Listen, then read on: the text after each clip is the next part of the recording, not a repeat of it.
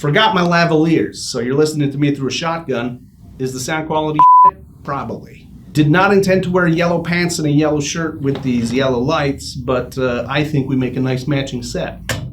Last week I took a look at this guy, the FB-500G.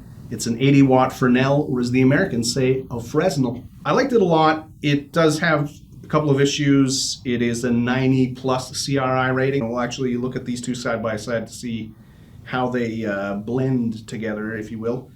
But I do like it a lot. It's got a Bowens mount, it's got barn doors, it's heavy, and that's to me what the main problem was, is that it is pretty heavy.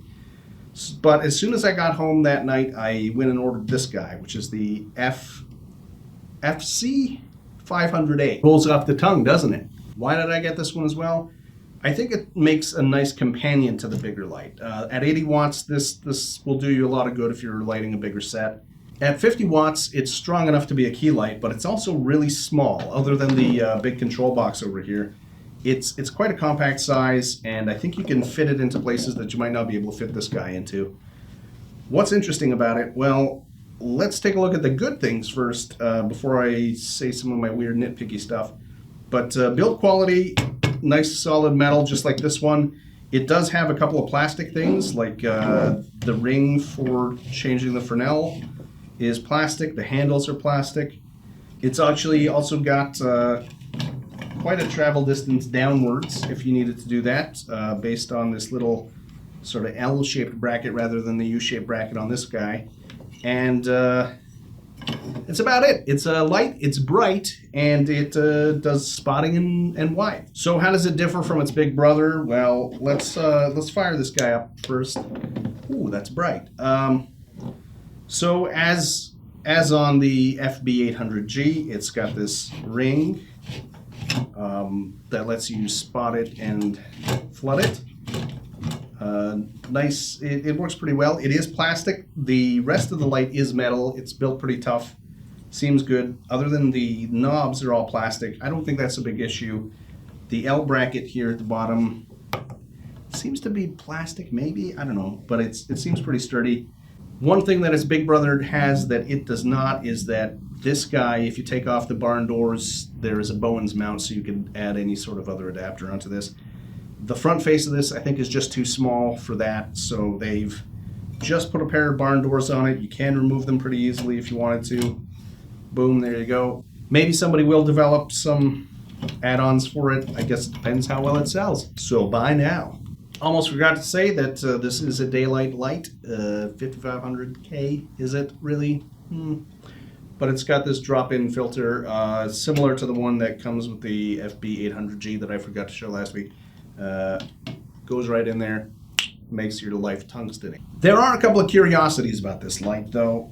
Let's talk about these knobs. So on this guy, you had a screw-in safety knob and another knob, and it's just felt pretty secure.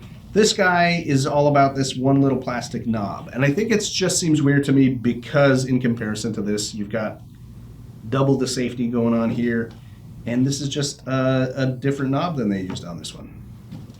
Is that important? I don't know. Another strange thing is that it has a secondary knob here that doesn't seem to do anything. It's not for the fresnel. It's not to adjust this mechanism of up and down. It's just a knob in a hole. So what about this side here? So there is no knob to actually tighten or loosen its pitch, up and down, whatever the up and down yaw. It is on tight there, but I can see in about a year's time, maybe with a lot of use, that wearing out a bit and then having to use a wrench or something to tighten it. I had hoped originally that this knob was something to tighten it, but it doesn't seem to do anything.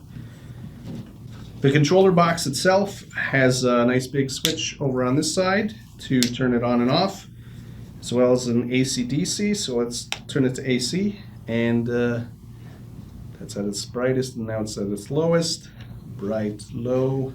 We'll actually take a look side by side, these two guys. Another nice thing is that it does have a V-mount, just like its big brother. So you can take these guys outside, take them shopping. take them for a drive. Just stick a V-mount battery in there and you're good to go. Another little odd quirk that I found when comparing these two side by side is that while the control boxes look exactly the same, other than this one says 500A, FC-500A, and this one says FB-800G on the backs, they look exactly the same.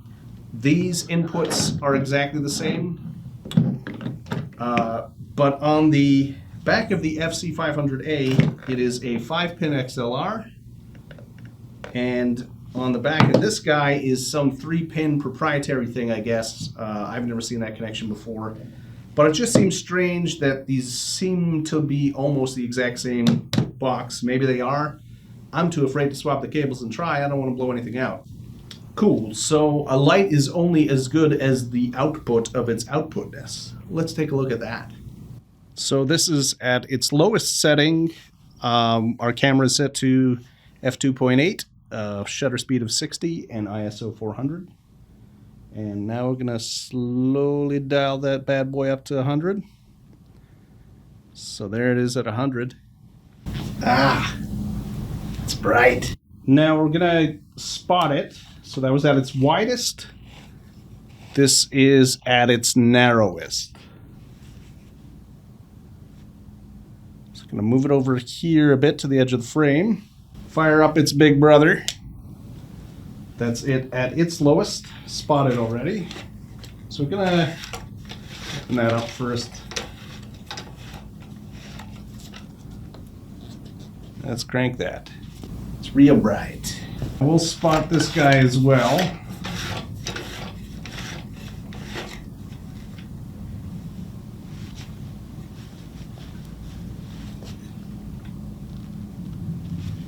So it's interesting to see with the CRI of 90 plus that the FB-800G does look a little bit warmer. It's just a little bit more orange, at least to my eye, in the where the fall off starts to happen. It's maybe a little less noticeable now that they're combined, but I still see a little bit of orange.